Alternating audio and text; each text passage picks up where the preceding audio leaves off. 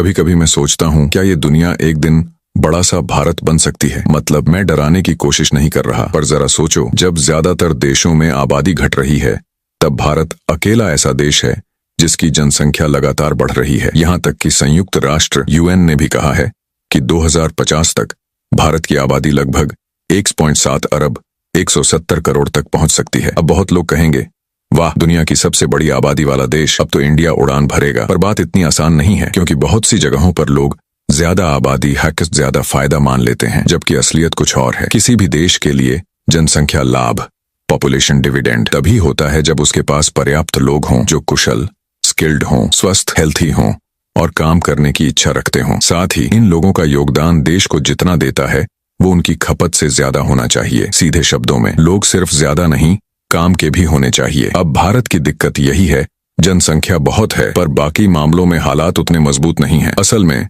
भारत के इस उलझे हालात की जड़ शिक्षा व्यवस्था में है। 2011 की जनगणना में सामने आया कि देश में करीब 27 करोड़ लोग निरक्षर, इलिटरेट थे। अब आप सोचेंगे 2011 के बाद के डेटा कहाँ हैं? तो जवाब ये है कि वही आखिरी आधिकारिक आंकड़ा है। नया सर्वे इसलिए नहीं आया क्योंकि शायद सरकार खुद जानती है कि नए नंबर अच्छे नहीं लगेंगे। अब कुछ लोग कहेंगे, अरे भाई, अमेरिका जैसे विकसित देश में भी तो 21% लोग निरक्षर हैं, फिर भारत को क्यों दोष दें? पहली नजर में तो ये बात ठीक लगती है। दुनिया का सबसे अमीर देश और एक विकासशील देश में सिर्फ 5% का अंतर इतना बुरा भी नहीं लगता। लेकिन जब यूनेस्को ने खुद भारत की जमीनी हकीकत देखने का फैसला किया तो नजारा देखकर सब हैरान रह गए। भारत में साक्षरता यानी लिटरेसी की परिभाषा कुछ ज्यादा ही ढीली निकली। कागज पर कहा गया जो पढ़ लिख सकता है और जोड़ घटाना जानता है वो साक्षर है, पर असल में कई जगहों पर ये मानक इतने हल्के कर दिए गए कि अगर कोई व्यक्ति अपना नाम लिख ले और 1 से 10 तक जोड़ घटाना कर ले तो उसे शिक्षित माना गया। यानी सच ये है, हमारे यहाँ साक्षरता किताबें पढ़ने लिखने से ज्यादा नाम लिखने तक सीमित हो गई है। सवाल ये है, इतनी बड़ी आबादी अगर सही शिक्षा और स्किल्स से लैस नहीं होगी तो क्या ये जनसंख्या वरदान बन पाएगी या बोझ बन जाएगी? अगर तुम भारत के हिसाब से सोचो तो बस अपना नाम लिख लेना, थोड़ा बहुत जोड़ घटाना जान लेना, इतना ही काफी है शिक्षित कहलाने के लिए। पर असली खेल यहाँ शुरू होता है। भारत ने जब साक्षरता दर निकाली तो उसने पूरे देश की कुल जनसंख्या को हरजगाह में लिया, लेकिन निरक्षर, इलिटरेट लोगों की गिनती में सिर्फ वयस्कों को जोड़ा। मतलब नवजात बच्चे तो जैसे पैदा होते ही ABCD और गिनती सीख कर आए हैं। यानी आंकड़ों का जादू इतना तगड़ा कि देखने वाले भी बोल उठे, वाह, डेटा मैनिपुलेशन की असली यूनिवर्सिटी तो यही है। पर जब असल सर्वे हुआ तो सच्चाई सामने आई। भारत में वयस्कों की वास्तविक निरक्षरता दर लगभग 40% है और दुनिया के कुल निरक्षरों में से 30% सिर्फ भारत में है। मतलब साफ है, इतने बड़े देश में अगर पढ़े लिखे प्रशिक्षित लोग ही नहीं हैं तो इतनी विशाल आबादी को औद्योगिक ताकत में बदलना नामुमकिन है। अब तुम सोचोगे क्या मैं भारत की बुराई कर रहा हूँ? तो चलो एक नजर डालो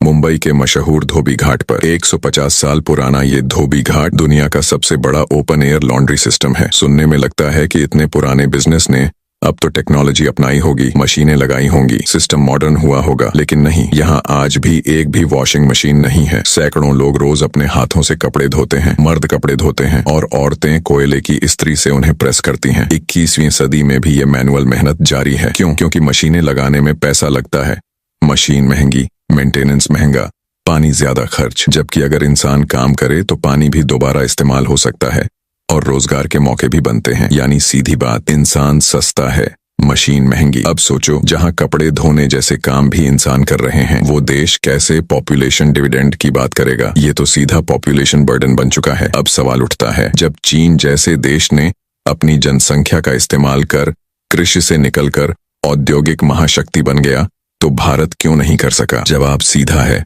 भारत ने अपने फोकस की दिशा ही गलत चुनी। जहां बाकी देश मैन्युफैक्चरिंग और प्रोडक्शन को मजबूत कर रहे थे, वहां भारत ने अपना ज्यादा समय और मेहनत सर्विस सेक्टर में लगा दी। नतीजा, आज देश के GDP का लगभग 55% हिस्सा सर्विस सेक्टर से आता है, जबकि मैन्युफैक्चरिंग, जो रोजगार देने का सबसे बड़ा जरिया होती है, उसे लगभग नजरअंदाज कर दिया गया। IT, BPO और कस्टमर सपोर्ट जैसे सेक्टर खूब बढ़े और इसी वजह से आज हर मल्टीनेशनल कंपनी में भारतीय इंजीनियर्स की भरमार है। पर यहाँ एक बड़ा विरोधाभास, पैराडॉक्स है। जब इतनी सारी टैलेंटेड वर्कफोर्स है तो फिर देश की औसत शिक्षा और कौशल स्तर इतना नीचे क्यों है? क्योंकि असलियत ये है, कुछ लाख हाईली एजुकेटेड लोग पूरे देश की 140 करोड़ आबादी का प्रतिनिधित्व नहीं करते। जहां एक और कुछ लोग सिलिकॉन वैली चला रहे हैं, वहीं करोड़ों लोग अब भी हाथ से कपड़े धोने और ईंटें ढोने में लगे हैं। अब मैं तुम्हें असली वजह बताता हूँ। भारत में कोई व्यक्ति क्या काम करेगा, ये ज्यादातर उसके जाति और सामाजिक दर्जे, कास्ट स्टेटस से तय होता है। निचली जातियों के लोगों को आज भी छोटे मोटे कम सम्मानजनक कामों तक सीमित कर दिया गया है। लेकिन एक सेक्टर ऐसा आया जिसने इस तंत्र को थोड़ा तोड़ा, इंटरनेट और टेक्नोलॉजी इंडस्ट्री। इस फील्ड में जाति कोई मायने नहीं रखती, इसलिए हजारों युवा जो अपनी किस्मत बदलना चाहते थे उसी दिशा में दौड़ पड़े। पर सवाल ये है, क्या ये रास्ता सबके लिए बराबर मौके लाता है? क्या हर कोई अपनी सोशल लिमिटेशन तोड़ सकता है? जवाब है नहीं, क्योंकि भारत के समाज में निचली जातियों को अब भी सम्मान नहीं मिलता। अच्छी नौकरी पाना या अपनी मेहनत से ऊपर उठना बहुत मुश्किल है। नतीजा ये हुआ कि जो लोग देश में अपने लिए जगह नहीं बना पाए, उन्होंने बाहर निकलने का रास्ता चुना। इसीलिए आज दुनिया की हर बड़ी टेक कंपनी में भारतीय इंजीनियर और मैनेजर मिलते हैं, क्योंकि वो टैलेंट अपने ही देश में जगह नहीं बना पाया। लेकिन जब किसी देश से इस तरह ब्रेन ड्रेन होता है तो उसका असर बेहद भारी पड़ता है, खास तौर पर उस देश पर जो पहले से ही कुशल लोगों की कमी से जूझ रहा हो। 2025 के आंकड़ों के अनुसार भारत में 15 से 64 साल की उम्र के करीब 60 करोड़ लोग कामकाजी वर्ग में आते हैं। अब सोचो, फिल्म इंडस्ट्री, टेक्सटाइल, फार्मा और आईटी जैसे भारत के सबसे बड़े सेक्टर पूरी क्षमता से काम करें तो भी मुश्किल से 1 करोड़ लोगों को रोजगार मिल पाता है। बाकी के 29 करोड़ लोग कहाँ जाएं? क्या सबको धोबी घाट भेज दें कि जाओ हाथ से कपड़े धो लो? अब कोई पूछेगा, भारत चीन जैसा क्यों नहीं बन सका? वो भी तो जनसंख्या वाला देश था। तो जवाब है, भारत बनना चाहता तो था पर बन नहीं सका, क्योंकि भारत का समाज आज भी धर्म और जाति की जंजीरों में जकड़ा हुआ है। विकास भी असमान है।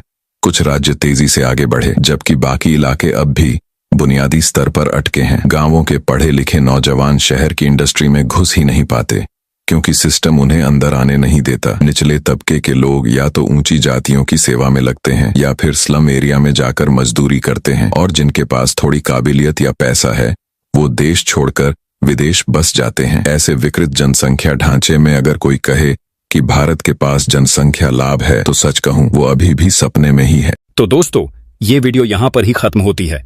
तो फिर मिलते हैं किसी और एक नए वीडियो टॉपिक पर। और यदि आप ऐसी नॉलेज वाली वीडियोस देखना चाहते हो तो हमें सब्सक्राइब करना ना भूलें। और हाँ, आप हमें कमेंट करके बताओ कि आप ये वीडियो कहाँ से देख रहे हो।